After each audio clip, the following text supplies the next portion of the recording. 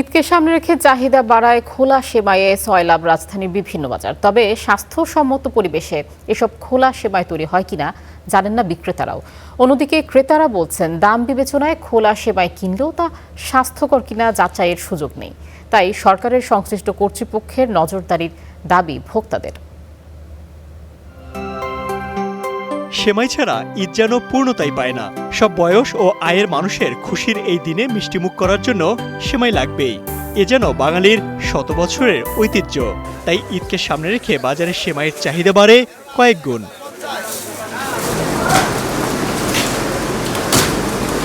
বাজারে পাওয়া নানা ধরনের এসব খোলা সেমাই তৈরি হচ্ছে অস্বাস্থ্যকর পরিবেশে। খাদ্যের গুণগত মান নিয়ে মোটেই চিন্তিত নন এসব কারখানার মালিকরা।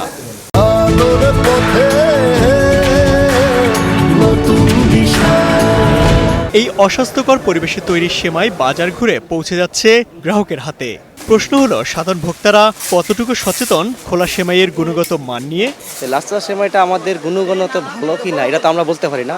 ভোক্তা অধিকার যদি দেখতো যে রংটা দেয় আসলে এটা কি আমাদের ডাইসিং এর রং অথবা আমাদের কেমিক্যাল কি রং এটা তো আমরা বুঝতে পারছি না। ভালো না তো, কেমিক্যালের সব জিনিসই কেমিক্যালের, তো ভালো না। সব যে চবরি মবরি দিয়া বাজে সেটা জানিও খায়।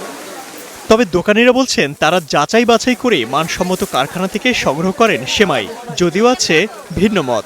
এইবার আমি যে মালটা আনছি এই মালটা হলো আপনার কেরানীগঞ্জের, এটা বিএসটিও আছে এবং আপনার এটার ভ্যাট নাই হলো প্রতি শতকরা 15 টাকা আছে। ভালোই আছে, কিছু সেমাই দাম রেট ঠিক আছে, কমই আছে। এগুলো তো আসলে মূলত আমরা দেখি না, এটা কারখানায় বানায়।